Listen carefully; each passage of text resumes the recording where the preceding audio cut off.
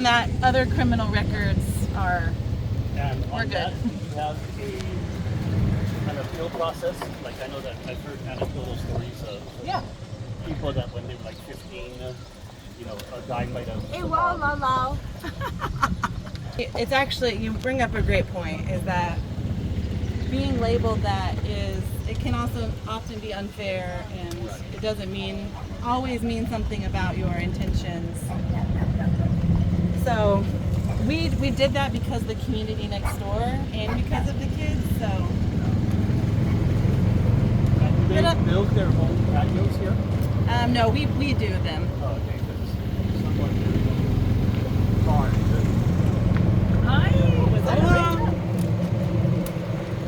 So this is kind of, we have two phases. We built phase 1 and then phase 2.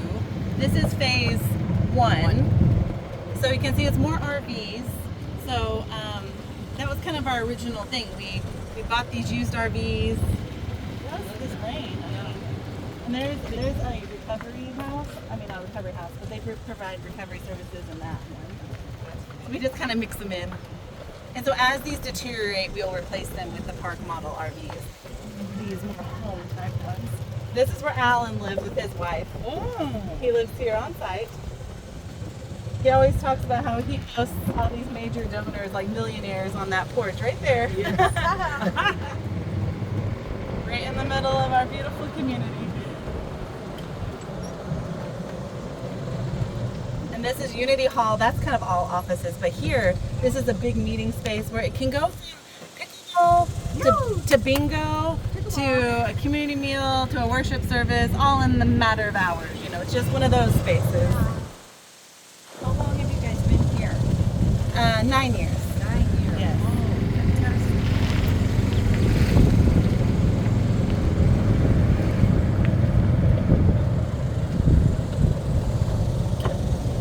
And all of your spacing is to code, like being 10 feet apart. I don't know what the code is. Yeah, it's a little bit about fire code. Yeah, but Texas is unique. We're outside the city limits. Staff members in the garden, volunteers work with them. It's food, and the eggs from our chickens are harvested every week, and it's a free farmers market every Saturday morning.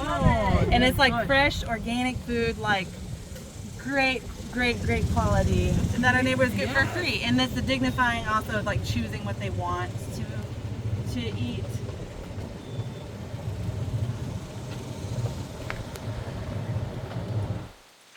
We have one canvas-sided cottage left over there.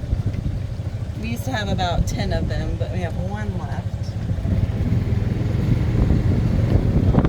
This you'll find interesting. I'll pull up so you can hear Alan. And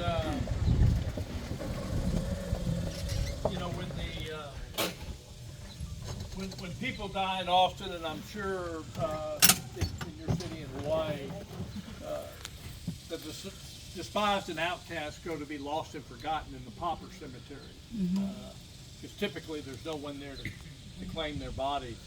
But dying here is a ginormous deal. We had a woman that we discovered in her home last week, and by the time the medical examiner removed her body, there were 30 to 50 people standing outside of her house. We pray over them when they come out, and sometimes there's up to 100 people if they were one of the popular neighbors. That makes a difference. But if you sign end-of-life documents with us, we will cremate you at no cost. It's all our expense. We don't do the cremation. We send it out, and then we will inter your ashes in these columbariums right here. And that's turned out to be a huge deal for people. When we have an interment ceremony, you can't walk. Wow. It's so packed in this place. And so that's made a big difference to people who typically know that they're just garbage and they're going to get thrown away. One of my buddies who was buried in the pauper cemetery, it took us about 3 years, but we had his body exhumed and placed him in this columbarium right here, and basically they're in a big black plastic garbage bag. Wow. That's how it happened. And so we wanted to really bring an extraordinary amount of dignity to the end of life experience. And in a minute, we'll show you, we just opened and a couple has moved in to a hospice house. We have a 2-bedroom home that we built. We have a couple that live there full time, but the second. That's what I do.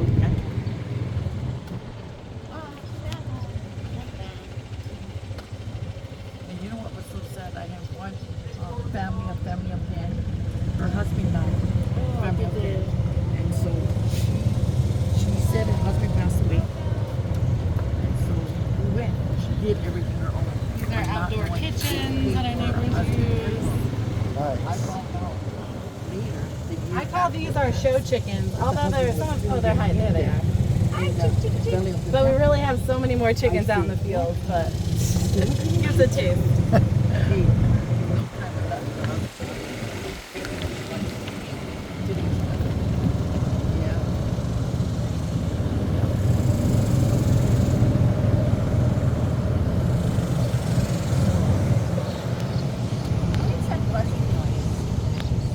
Cicadas, I think.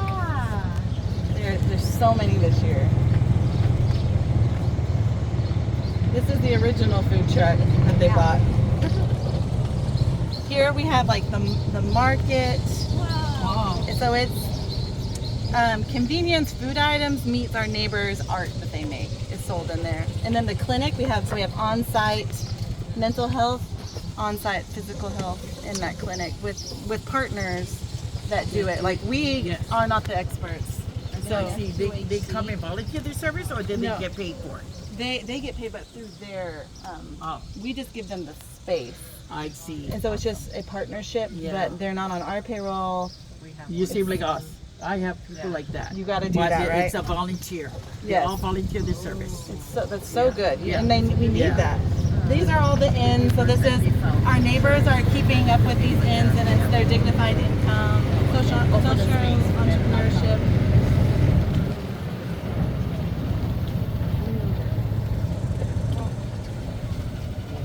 They're looking at the cinema here.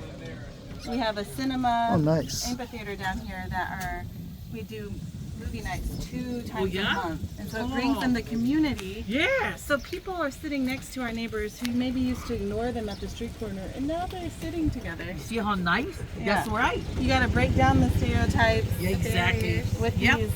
these things that the community will come out for. Right.